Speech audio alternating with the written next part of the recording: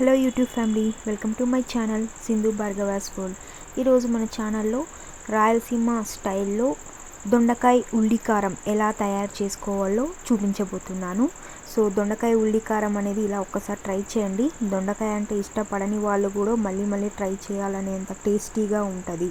So ముందుగా మరి ప్రాసెస్లోకి వెళ్ళిపోదామా. దొండకాయ ఉల్లికారంకి తయారు చేసుకోవడానికి మెయిన్గా మనకి దొండకాయలు కావాలి. మంచి దోరవి దొండకాయలు అనేది తీసి వాష్ చేసుకొని సన్నగా తరిగి పెట్టుకోండి.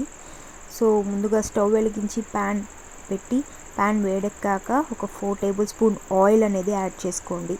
ఆయిల్ హీట్ అయ్యాక ఒక హాఫ్ కప్ ధనియాలు అనేది యాడ్ చేసుకోండి. ధనియాలు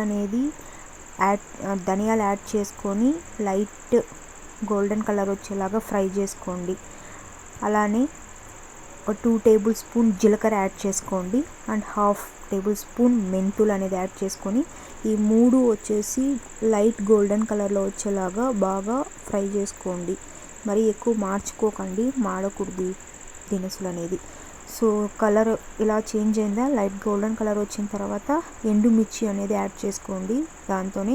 సో ఎండుమిర్చి అనేది బాగా కొంచెం లైట్గా ఫ్రై చేసుకోండి, వేడెక్కితే చాలు.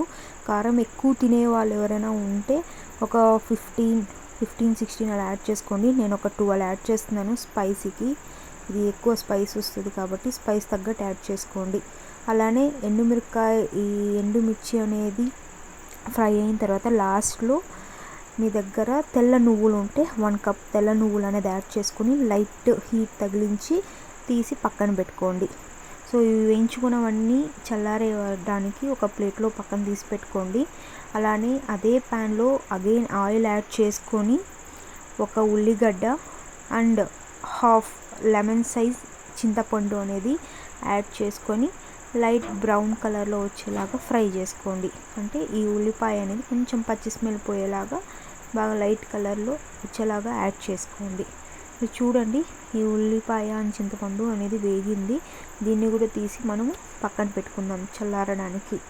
సో ఈ మిశ్రమం అన్నీ పక్కన పెట్టుకొని ఇది మిక్సీ గ్రైండ్ చేసుకోవాలి పేస్ట్ లాగా. సో పేస్ట్ చేసుకునేటప్పుడు అలానే పచ్చి వెల్లుల్లిపాయలు అనేది ఒక 6 తీసుకొని వేసుకోండి. వెల్లుల్లిపాయలు అనేది ఎక్కువ కూడా వేసుకోవచ్చు, ఒక 7-8 కూడా యాడ్ చేసుకోండి, బాగుంటుంది టేస్ట్ అనేది.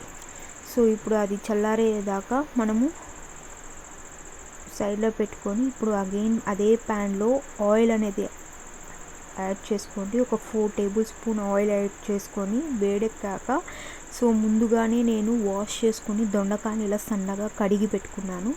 ఈ సన్నగా తరిగి పెట్టుకున్న దొండకాయలు అనేది ఈ ఆయిల్లో బాగా ఫ్రై చేసుకోవాలి. అంటే ఒక 80% వరకు కుక్ చేసుకోండి, మరీ ఎక్కువ మాడకూడదు. ఒకవేళ అలా మీకు బాగా మాడిపోతుంది, ప్యాన్ కతుక్కుంటుంది దొండకాయలు అంటే మీరు మిడిల్లో ఆయిల్ అనేది యాడ్ చేసుకోండి. ఆయిల్ కొంచెం ఎక్కువ యాడ్ చేస్తేనే బాగుంటుంది ఉల్లికారానికి. సో ఆయిల్ యాడ్ చేసుకుని ఇది ఫ్రై చేస్తూ ఉండండి. సిమ్లో పెట్టుకొని ఫ్రై చేస్తూ ఉండండి మ్యాక్సిమం. సో ఇది వచ్చేసి ఫ్రై అయ్యే లోపల మనం ఇందాకన అన్నీ ఫ్రై చేసి పెట్టుకున్నాం కదా, సో ఆ మిశ్రమం అన్నీ ఫైన్ పేస్ట్ లాగా మనం ఒక జార్లోకి ట్రాన్స్ఫర్ చేసుకొని పేస్ట్ చేసుకోవాలి. సో నేను అది పేస్ట్ చేసుకుంటున్నాను. చూడండి, ఇప్పుడు ఈ దొండకాయ అనేది ఫ్రై అయిపోయింది, 80% వరకు కుక్ అయిపోయింది. అది తీసి పక్కన పెట్టి చల్లార్చుకోండి. సో ఇప్పుడు అదే ప్యాన్లో నేను అగైన్ ఆయిల్ యాడ్ చేస్తున్నాను. ఈ మిశ్రమానికి కొంచెం ఆయిల్ అనేది ఎక్కువ చేయాల్సి ఉంటుందండి, ఎక్కువ పడుతుంది. సో ఎక్కువ ఆయిల్ యూస్ చేస్తేనే మనకి ఈ పచ్చడి అనేది చాలా టేస్టీగా వస్తుంది. ఇప్పుడు ఆయిల్ అనేది వేడెక్కాక నేను ఆవాలు అండ్ కరివేపాకు అనేది వేస్తున్నాను. సో అలానే 4 తోలు ఒలిచిపెట్టుకున్న వెల్లుల్లి అండ్ 2 ఎండుమిర్చి అనేది వేస్తున్నాను పోపు కోసం. సో ఇది వేసుకొని లైట్గా ఫ్రై చేసుకోండి. ఫ్రై చేసుకున్న తర్వాత మనం ఏదైతే పేస్ట్ చేసి పెట్టుకున్నామో ఆ మిశ్రమం అన్నీ దీంతో యాడ్ చేసుకోండి. ఈ పేస్ట్ అనేది మరీ డ్రైగా కాకుండా కొంచెం వాటరీగానే చేసుకోండి మీరు పేస్ట్ వేసుకునేటప్పుడు. చూడండి ఇప్పుడు కనిపిస్తుంది కదా ఇలా. సో ఇది పచ్చి స్మెల్ పోయేంత వరకు మనం దీన్ని బాగా ఫ్రై చేసుకోవాలన్నమాట. అంటే మీకు ఎలా తెలుస్తుందంటే లైట్గా కలర్ చేంజ్ అవుతుంది, లైట్ రెడ్ కలర్లో, థిక్ రెడ్ కలర్లో వస్తుంది. అండ్ ఆయిల్ అనేది కొంచెం పైకి తేలుతున్నట్టు ఉంటుంది అన్నమాట ఈ మిశ్రమం అనేది.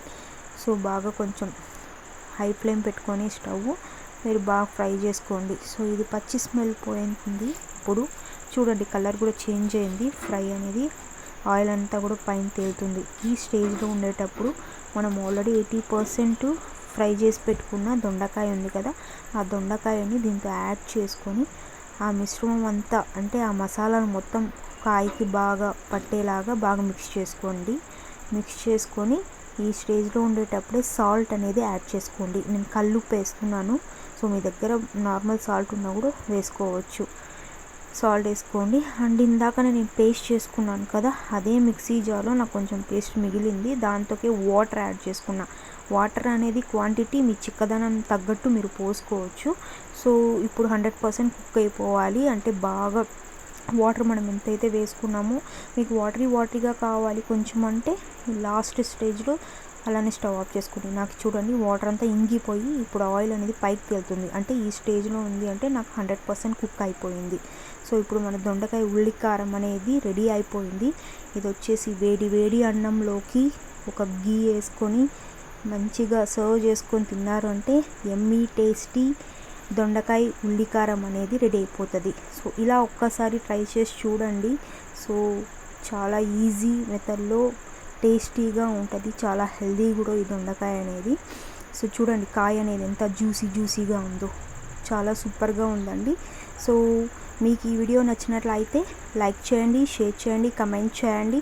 మరిన్ని వీడియోస్ కోసం మీరు బెల్ ఐకాన్ని క్లిక్ చేసుకోండి.